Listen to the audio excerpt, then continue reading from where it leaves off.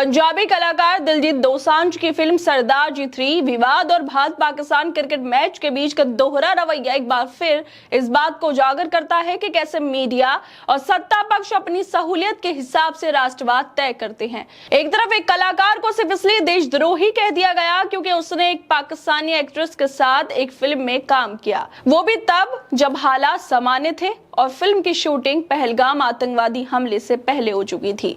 दूसरी तरफ उसी देश की सरकार और संस्थाएं पाकिस्तान के साथ क्रिकेट मैच खेल रही हैं, वो भी एक बड़े आतंकी हमले के बाद।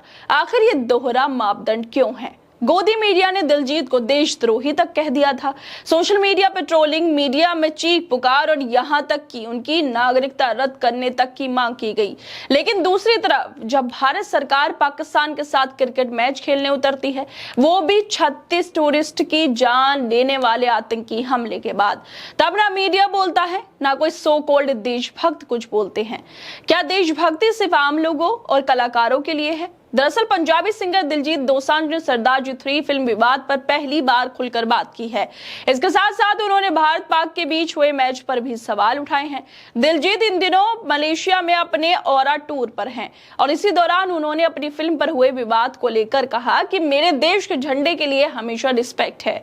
मेरी फिल्म सरदार जी 3 की शूटिंग फरवरी में हो गई थी, मगर मैच अभी भी खेले जा रहे हैं। मेरे पास बहुत जवाब है मगर मैं चुप रहता हूं। उस हमले के बाद और आज भी हम यही प्रार्थना करते हैं कि आतंकवादियों को सख्त सजा मिलनी चाहिए। डिफरेंस ये है कि मेरी फिल्म हमले से पहले शूट हुई थी और मैच हमले के बाद हुआ है।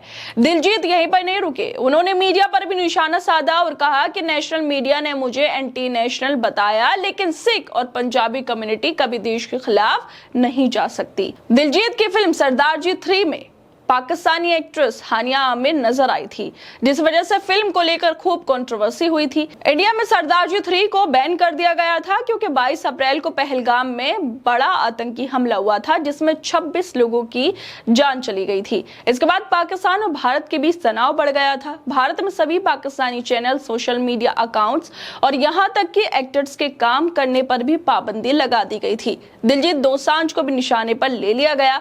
इस पूरे विवाद में सबसे शर्मनाक भूमिका निभाई थी हमारी तथा कथित नेशनल मीडिया ने, जिसे अब जनता गोदी मीडिया भी कहने लगी है। जब दिलजीत की फिल्म आई तो मीडिया ने इसे जोर शोर से दिखाया, चीख चीख कर बताया कि वो देश के खिलाफ है और उन्हें बॉयकॉट करने की मुहिम चलाई।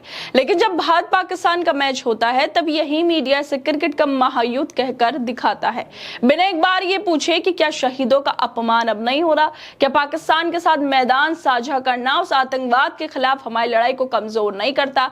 नेशनल मीडिया ने उस समय दिलजीत दोसांझ को एंटी नेशनल कहने में कोई कसर नहीं छोड़ी थी, सिर्फ इसलिए क्योंकि उन्होंने एक पाकिस्तानी एक्ट्रेस के साथ एक फिल्म में काम किया था।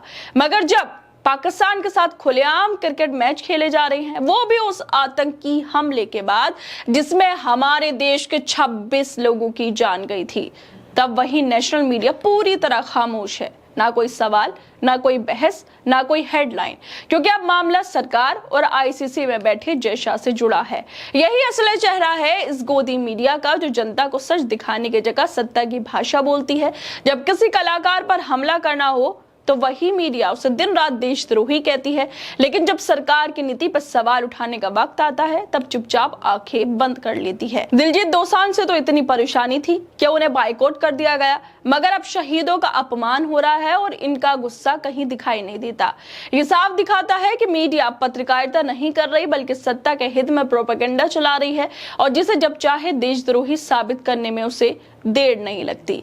जिस तरह से दिलजीत दोसांझ ने अपनी दिल की बात रखी है और कहा है कि मैच खेले जा रहे हैं हमले के बाद भी, लेकिन हमले से पहले उनकी फिल्म की शूटिंग हुई थी, फिल्म कंप्लीट हो गई थी, लेकिन उसके बावजूद इंडिया में रिलीज नहीं होने दी, बैन कर दिया गया और कंट्रोवर्सी अलग हुई थी। उसको लेकर मोहम्मद जुबैर ने भी ट्वीट किया है। वो लिखते हैं कि दिलजीत दोसांझ ने अपने मलेशिया कॉन्सर्ट के दौरान सभी राइट विंग ट्रोलर्स को जवाब दिया। उन्होंने कहा कि पाकिस्तानी एक्ट्रेस के साथ उनकी फिल्म की शूटिंग अप्रैल में पहलगाम हमले से पहले फरवरी में हुई थी, लेकिन एशिया कप के मैच अभी भी खेले जा रहे हैं। बड़ा सवाल ये है क्या आज के दौर में राष्ट्रवाद सिर्फ एक राजनीतिक हथियार बन गया है जिसे जब चाहे जिस पर चाहे इस्तेमाल किया जा सकता है? दिलजीत ने उस झंडे को सल्यूट किया जिसकी वजह से उन्हें निशाना बनाया गया था। ये बेहद दुर्भाग्यपूर्ण है कि जो लोग देश के लिए हमेशा सबसे आगे रहते हैं उन्हीं कलाकारों को शक की नजरों से देखा जाता है, सिर्फ इसलिए क्योंकि मीडिया सत्ता के खिलाफ कोई सीधा सवाल पूछने की हिम्मत नहीं करता। आखिर कब तक गोदी मीडिया कलाकारों को देशद्रोही और अपनी सरकारों को मसीहा मानती रहेगी? ये समय है कि जनता खुद सोचे कि असली दुर्भाग्यपूर्ण शर्म की बात क्या है, एक कलाकार का फिल्म में काम करना या फिर एक हमले के बाद उसी देश से क्रिकेट खेलना? जवाब साफ है, बस जरूरत है आंखें खोलने की और उस मीडिया पर सवाल उठाने की जो सत्ता के सामने नतमस्तक हो चुकी है। खैर दोस्तों, आप लोग क्या लगता है इस वीडियो को लेकर? हमें अपनी राय जरूर दें और बाकी तमाम खबरों को देखने के लिए जुड़े रहिए हमारे साथ।